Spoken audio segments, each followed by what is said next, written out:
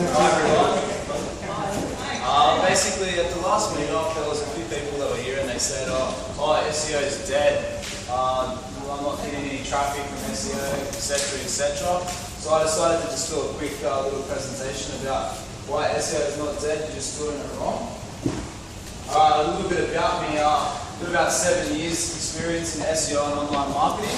I've worked for a range of these different companies from SEO lead consulting point of view. Basically at the moment I do a lot of consulting for startups and small businesses just to basically push ROI from online marketing and SEO. I'm a regular poster on sites like Search Engine Land, SEO Moz, Din and Trade, pretty much any other decent search website out there. Alright, so many people think SEO is dead. If you go onto sites like Forbes, there's a lot of negative articles out there. The rise of social PR, SEO is dead. Type SEO is in Google, it comes up SEO is dead. And then people have just made crazy amounts of memes and whatnot out there to just say SEO is dead. But really, if you do SEO right, it's not dead. Here's an example of a client where we basically took this client off another agency who was doing some really poor quality SEO work, and we've increased their traffic by 400,000 unique. So this is from natural search traffic only, and this is comparing January 2013 with January 2012 when the prior agency was in charge of that client, and they were basically doing some really dodgy link building and some low quality SEO methods. So this is just a proof in the pudding that this client's still getting 685,000 unique visitors from organic search. So you can still get a lot of traffic from SEO. And here's an example of SEO done wrong. This is not my client, this was taken off SEO Moz. Basically it shows a website that was hit heavily by Penguin. So it was taken down from 6,000 uniques a day to under 500. So this is an example of the type of negative impact Penguin and low quality SEO can have on your website. So how do I do SEO in today's market? SEO planning, you really have to do your planning of your website. You've got to get website audit done correctly. You've got to do a backlink audit of all your links to see what work prior agencies have done, what type of links you currently have. You've got to do keyword research. I can't stress how important keyword research is in the SEO process. On-page and off-page content analysis, just looking for the opportunities from the content point of view. And then link building is still very important in the SEO world. Alright, setting up an advanced keyword methodology. A lot of people when they do keyword research, basically they just look at the keywords and the local search volume. And then they go to the client, here's your keyword research. The problem is, you don't know what you're looking for. You don't know what keywords are low competition. You don't know what's going to be easy to rank for, what are people really searching for on social media. So here's just a quick little example of something that I used to do with keyword research. Basically you have SEO Moz's keyword difficulty score input within the research that you put together with local monthly searches. You can get social mentions. You can get this from a whole different social monitoring tools. I mean, implementing some paid search data into your keyword research. A lot of people don't think about implementing their paid data. This is probably one of your most important areas for keyword research for SEO. And then looking at conversions as well. So just working out what's converting, what's not converting. Because sometimes some head terms, they may not convert in comparison to a more longer tail keyword. Technical SEO audits are still very important. I mean, you really have to dig down and look at all the different elements on your website. Here's a quick little example from Neil Patel. He did a nice little SEO audit for a website. So these are just some examples of the type of things you need to look at when you're doing an SEO audit. So really my advice is if you have a decent website, you really have to drill down and do a technical audit to find out where the problems are, where the opportunities are, etc, etc. But if you don't have the time to do a technical audit, you can throw up Google Webmaster Tools onto your website. So if you don't have Google Webmaster Tools installed, I highly advise you to install it because it's got some nice little quick wins. So if you're a small business and you don't have the money or the time to get an SEO audit done, Google Webmaster Tools might be a cost-effective option for you. Leveraging PPC data.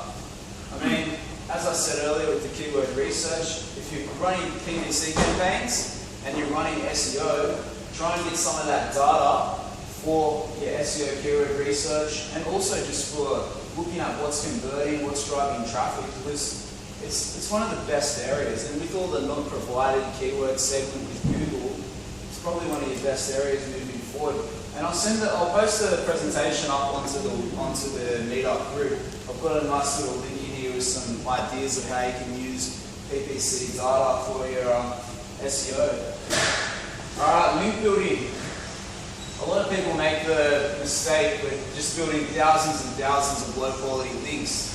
The thing is, you really have to build high quality links. Building low quality links is really not going to do anything to benefit your site. We all saw that example before where that site dropped from 6,000 down to 500. You don't want that happening to your website, so building high quality links. I mean, quick ways to gain high quality links. An easy one is just tracking your brand in Google Alerts. A lot of people don't think, just put my brand in Google Alerts, get the emails, send them on a daily basis. If someone's posting out a story about your brand and they haven't linked back to your site, you can send them an email and say, hey, can you potentially throw a link in this post? It's an easy one. Competitive link research. This is one of the oldest tricks in the book, but jumping onto tools like Open Site Explorer or Majestic SEO and throwing a competitor's URL in there and just seeing what types of links they currently have. I mean, just trawling through and checking out the links they have and thinking, is this a link I can get? Is it something I can't get? It's an easy strategy. Another one is if you've got video content or images, you can basically put embedded codes onto them. My advice is to kind of mix up the anchor text you're using with branded terms, and it's an easy way to build links. I mean, YouTube, Vimeo, all those sites have been doing it for years. Tracking mentions and asking for links. As I said before, you can track a lot of social mentions. SEO Moz just released this new tool yesterday, which is quite nifty. It's called Fresh Web Explorer. You can track your, basically you can track mentions of your brand, new links that are coming to your site. You can track sites that have mentioned your brand, have a link to you. Another one you can use is Topsy. It's analytics.topsy.com. It's pretty nifty for checking out your mentions for your brand. Some other quick ways to get links. Utilizing sites like About Me. I mean, there's numerous amount of these profile kind of sites out there, like Crunchbase. If you've got a decent brand, if you've got even an SME and it's got a few people working there, you can utilize these types of properties. I mean, even using things like infographics. You can get cheap designers to build something half decent. You can get uni students to make infographics. It's endless the places you can get them done. Being creative to gain links. This is a great example from a company called Airbnb.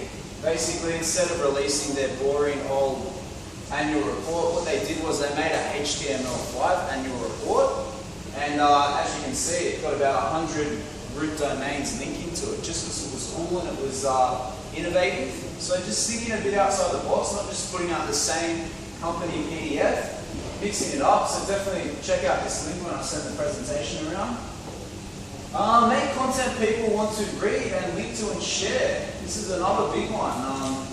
These are just some examples from my own site where we've just got content that people want. So I had an interview with the ex-search quality grader, got a crazy amount of links, reasons why exact match domains are still working for SEO. There was a few nice examples in there. I mean, same topic with this presentation. SEO is not dead, you're just doing it wrong. 10 top tips to get more traffic from Google Images. I mean, utilizing things like 10 top tips is definitely it's a nice strategy to make content on. Don't overdo things. Interflora was penalized heavily for linking up 150 advertorials, and Google basically slapped them with a penalty, but they've been kind to kind of remove that penalty now, just for the branded terms. But for all the generic terms, they're still not ranking. So if you're naughty and you overdo things, Google will come in and try to make an example of you if you're a big brand. So definitely be wary of that. Don't use spammy link building. You've probably all received an email like, hey, we can give you a PR5 link on a .pk domain or .mx or .info, and it's $5 for 2 years. It's probably going to do a lot more negative things for your website than good. If someone says, let's do a link exchange, and you check out their footer of their website where they're going to link to, and they've got 50,000 links to dodgy websites, don't trust it, because in the end of the day, you're probably just going to get a Google Webmaster Tools unnatural warning. We'll have questions at the end.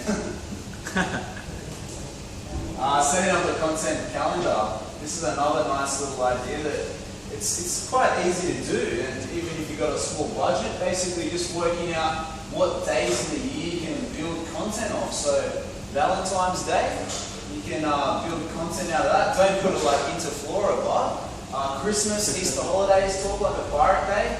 Just try and build content for your business around these holidays and get it out there. So come up with something creative that people are going to want to share. Make sure you implement correct metadata and markups. This is definitely something that's going to help you moving forward. So basically, Google Plus markup. I'm sure a lot of websites have that. Facebook Meta OG data. This is definitely something nice to implement. Twitter card markup. It's a new one released recently. And then finally, just making sure that your titles and your metadata is all set up correctly. If you've got titles that are too long, if you've got descriptions that are too long, it's just going to look unprofessional. So there's an example of a home loan company where they just haven't even implemented the basics. So there's some more information on the link in there as well. There's about 18 different metadata tags that you can implement on your website. SEO training for all staff. It's important to get everyone in the team involved with the SEO process. I mean, copywriters, designers, social media teams, even the key stakeholders, to see how everyone can work together to better leverage the SEO for the website. Tracking algorithm changes. This is a really nice one that SEO Moz put together. You just have to check what's happening. Check search sites like Search Engine Land to see the latest news and advice. Because if you're not following what's happening with the algorithm, you can miss out on crucial elements. And then finally, setting SEO forecasting. This one's a bit more advanced. Basically, if you've got the capabilities, you can track your investment, basically your return from brand, generic, looking at ROI, looking at your sales and your conversions from SEO. You can definitely do a lot in this area, but this is a bit more advanced. And then remember, with SEO you get what you pay for. If someone says I'll do SEO for a month for $100 or for a year for $100, you're probably going to get some dodgy links or some dodgy work. So that's that. Are there any questions? Yep. Sorry? Okay, what's wrong with .mx and .info? My advice is basically just check out the site. You can get a high quality .info site, but the thing is, there's usually more spammy style sites, because with .info, they're 99 cents to buy, so spammers usually attack them and they'll buy 20 for $20 and make dodgy websites out of them. Don't get me wrong, there's still some good .info sites out there. It's all about checking the quality of the site. Put the site through something like Copyscape, see if the content on the site's all duplicate. Just do some background checks. So unfortunately, like the shoot domain name. Yeah. So I've got to put quite Yeah. Then what's the problem? Exactly, there's no problem if it's a quality site. What I'm saying is there's a large percentage of dodgy sites on those domains. It's just a point. But by all means, there are still some quality .info sites out there, but they're limited. So I'm sorry. I was seriously considering doing exactly that. White page. And yours. My advice is just to go for a .com, because think about it, if you're in a business meeting and someone says, what's your domain? And you say pacificaccounting.info, they're going to say, hang on, why doesn't this guy have a .com.au domain? It's the little things that count. You might say $90 $100 a year or something. it's in the end of the day, it's more of a branding thing. It's more, there's a lot of dodgy sites out there, .info, .mx, .pk. It's a whole argument that you can have. But that's my advice. I mean, by all means, if you don't want to spend the extra money, get a .info. You can still build a better site out of it, but it's better to go for .com and .com.au. That's my advice. Sorry. International site.